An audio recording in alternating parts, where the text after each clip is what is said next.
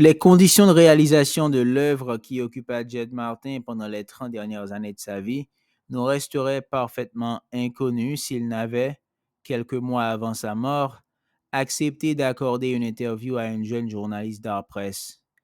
Bien que l'entretien occupe un peu plus de 40 pages du magazine, il n'y parle presque exclusivement que des procédures techniques mises en œuvre pour la fabrication de ces étranges vidéogrammes aujourd'hui conservé au MoMA de Philadelphie, qui ne ressemble en rien à son œuvre antérieure, ni d'ailleurs à quoi que ce soit de connu, et qui continue, 30 ans plus tard, de susciter chez les visiteurs une appréhension teintée de malaise. Sur le sens de cette œuvre qu'il avait occupée pendant toute la dernière partie de sa vie, il se refuse à tout commentaire. Je veux rendre compte du monde. Je veux simplement rendre compte du monde, répète-t-il pendant plus d'une page à la jeune journaliste, tétanisée par l'enjeu, qui s'avère incapable d'enrayer ce bavardage sénile. Et c'est peut-être mieux ainsi. Le bavardage de Jed Martin se déploie, sénile et libre, essentiellement concentré sur des questions de diaphragme, d'amplitude de mise au point et de compatibilité entre logiciels. Une interview remarquable où la jeune journaliste s'effaçait derrière son sujet, comme le commenta sèchement Le Monde, qui crevait de jalousie d'avoir manqué cette exclusivité et qui lui valut d'être nommée quelques mois plus tard rédactrice en chef adjointe de son magazine, le jour précisément où fut annoncée la mort de Jed Martin. Même s'il s'y étend pendant plusieurs pages, le matériel de prise de vue utilisé par Jed n'avait en lui-même rien de très remarquable. Un trépied Manfrotto, un caméscope semi-professionnel Panasonic qu'il avait choisi pour l'exceptionnelle luminosité de son capteur, permettant de filmer dans une obscurité quasi totale, et un disque dur de 2 téraoctets relié à la sortie USB du caméscope. Pendant plus de 10 ans, chaque matin à l'exception du mardi qu'il réservait aux courses, Jed Martin chargea ce matériel dans le coffre de son Audi avant de parcourir la route privée qui s'était fait construire et qui traversait son domaine. Il n'était guère possible de s'aventurer au-delà de cette route. Les herbes, très hautes et parsemées de buissons d'épineux, conduisaient rapidement à une forêt dense aux sous-bois impénétrables. La trace des chemins qui avaient pu parcourir la forêt était depuis longtemps effacée. Les abords de l'étang, parsemés d'une herbe rase qui poussait difficilement sur un terrain spongieux, demeuraient la seule zone à peu près praticable. Bien qu'il disposât du gamme étendu d'objectifs, il utilisait presque toujours un Schneider Apocynar qui présentait l'étonnante particularité d'ouvrir à 1,9 tout en atteignant une focale maximale de 1200 mm en équivalent 24 par 36. Le choix de son sujet ne répondait à aucune stratégie préétablie, affirme-t-il à plusieurs reprises à la journaliste. Il suivait simplement l'impulsion du moment. Il utilisait en tout cas presque à chaque fois des focales très élevées, se concentrant parfois sur une branche de hêtre agitée par le vent, parfois sur une touffe d'herbe, le sommet d'un buisson d'ortie, ou une surface de terre meuble et détrempée entre deux flaques. Une fois le cadrage effectué, il branchait l'alimentation du caméscope sur la prise allume-cigare de sa voiture, déclenchait et repartait chez lui à pied, laissant le moteur tourner pendant plusieurs heures, parfois pendant le restant de la journée et la nuit suivante. La capacité du disque dur lui aurait permis presque une semaine de prise de vue en continu. Les réponses basées sur l'appel à l'impulsion du moment sont essentiellement décevantes pour un magazine d'information générale. Et la jeune journaliste, cette fois, essaie d'en savoir un peu plus. Quand même, subodore-t-elle, la prise de vue effectuée un jour déterminé devait influer sur les prises de vue effectuées les jours suivants. Un projet devait peu à peu s'élaborer, se construire. Pas du tout, s'obstine Martin. Il ne savait pas, chaque matin, au moment de démarrer sa voiture, ce qu'il avait l'intention de filmer. Chaque jour pour lui était un nouveau jour, et cette période d'incertitude totale devait durer, précise-t-il, presque 10 ans. Il traitait ensuite les images obtenues selon une méthode relevant essentiellement du montage, même s'il s'agit d'un montage très particulier, où il ne retient parfois que quelques photogrammes sur une prise de vue de 3 heures. Mais c'est bel et bien un montage qui lui permet d'obtenir cette trame végétale mouvante à la souplesse carnassière, paisible et impitoyable en même temps, qui constitue sans nul doute la tentative la plus aboutie dans l'art occidental pour représenter le point de vue végétal sur le monde. Jed Martin avait oublié, c'est en tout cas ce qu'il affirme, ce qui l'avait poussé après une dizaine d'années uniquement consacrées à la prise de vue de végétaux, à revenir à la représentation d'objets industriels. D'abord un téléphone portable, puis un clavier d'ordinateur, une lampe de bureau, bien d'autres objets très divers au début, avant que peu à peu il ne se concentre presque exclusivement sur ceux contenant des composants électroniques. Ces images les plus impressionnantes restent sans doute celles de cartes mères d'ordinateurs au rebut, qui, filmées sans aucune indication d'échelle, évoquent d'étranges citadelles futuristes. Il filmait ces objets dans sa cave, sur un fond gris neutre, destiné à disparaître après insertion dans les vidéos. Afin d'accélérer le processus de décomposition, il les aspergeait d'acide sulfurique dilué, qu'il achetait en bonbonne, une préparation, précisait-il, d'ordinaire utilisée pour le désherbage. Puis il procédait là aussi à un travail de montage, prélevant quelques photogrammes à de longs intervalles. Le résultat est bien différent d'un simple accéléré, en cela que le processus de dégradation, au lieu d'être continu, se produit par paliers, par secousses brusques. Après 15 années de prise de vue et de montage, il disposait d'environ 3000 modules passablement étranges d'une durée moyenne de 3 minutes. Mais ce n'est qu'ensuite que son travail se développa vraiment, lorsqu'il se mit en quête d'un logiciel de surimpression. Surtout utilisé dans les premiers temps d'un cinéma muet, la surimpression avait presque entièrement disparu de la production des cinéastes professionnels, comme de celle des vidéastes amateurs, même de ceux qui œuvraient dans le champ artistique. Elle était considérée comme un effet spécial, désuet, daté, de par son irréalisme clairement revendiqué. Après plusieurs journées de recherche, il finit cependant par découvrir un fouillis de surimpression simple. Il prit contact avec l'auteur qui vivait dans l'Illinois et lui demanda s'il accepterait, moyennant rémunération, de développer pour lui une version plus complète de son logiciel.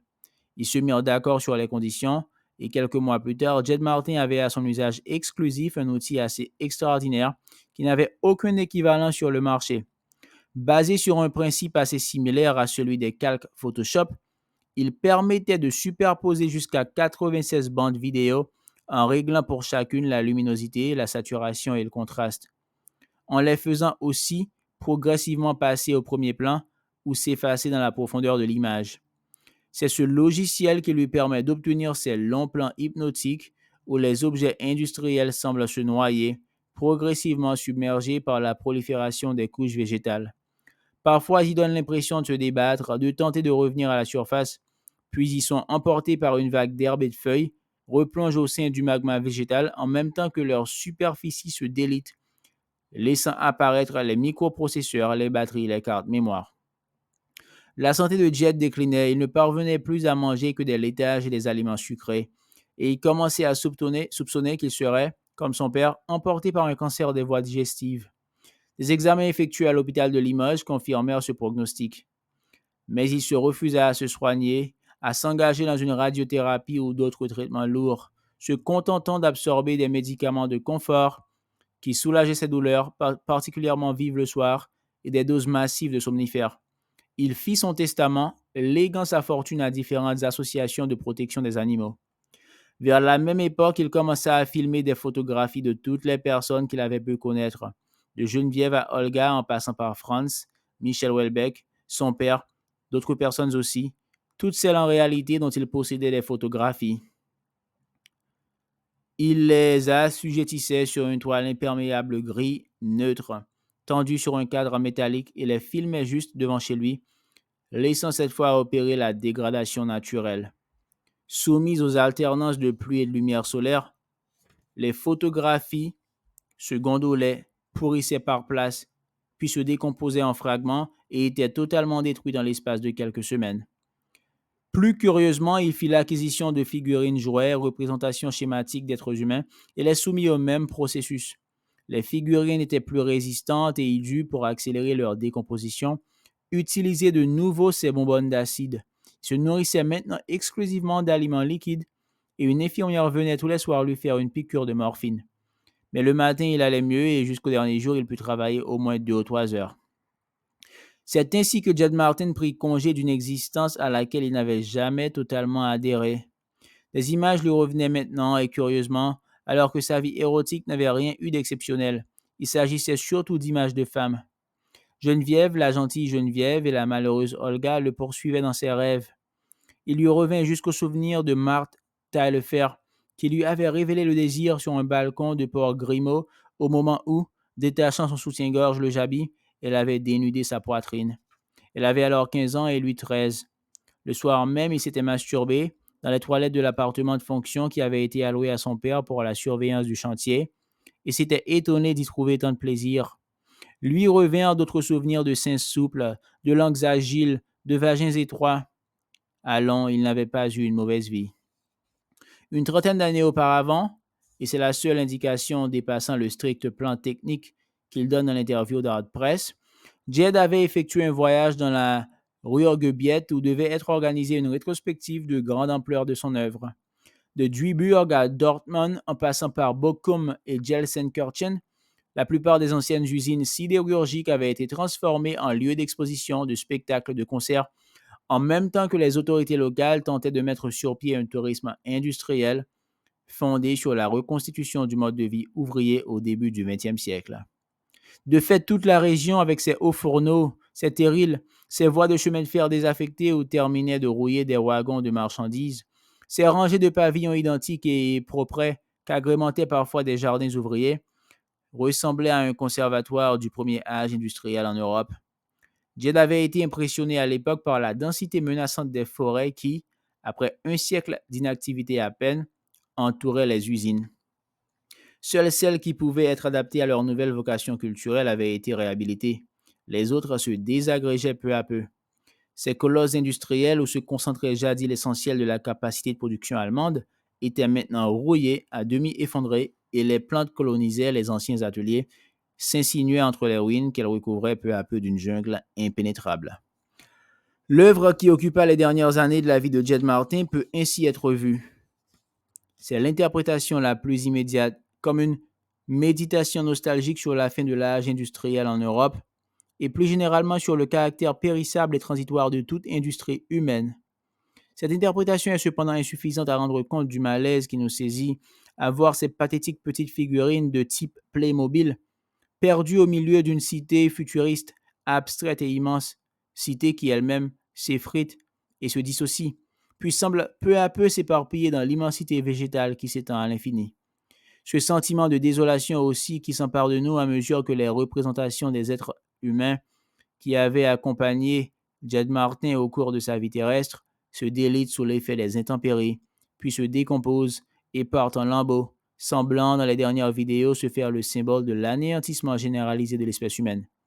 Elles s'enfoncent, semblent un instant se débattre avant d'être étouffées par les couches superposées de plantes.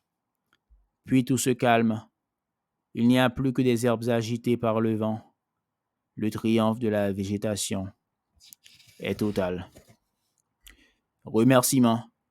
Je n'ai d'habitude personne à remercier parce que je me documente assez peu, très peu même si l'on compare à un auteur américain. Mais en l'occurrence, j'étais impressionné et intrigué par la police et il m'a semblé nécessaire d'en faire un peu plus. J'ai donc cette fois le plaisir de remercier Teresa Cremici qui a accompli les démarches nécessaires, ainsi que le chef de cabinet Henri Moreau et le commandant de police Pierre Diepois qui m'ont accueilli avec amabilité au quai des Orfèvres et fourni de bien utiles précisions sur leur difficile métier. Il va de soi que je me suis senti libre de modifier les faits et que les opinions exprimées n'engagent que les personnages qui les expriment. En somme, que l'on se situe dans le cadre d'un ouvrage de fiction. Je remercie aussi Wikipédia et ses contributeurs dont j'ai parfois utilisé les notices comme source d'inspiration, notamment celles relatives à la mouche domestique, à la ville de Beauvais ou encore à Frédéric Nius.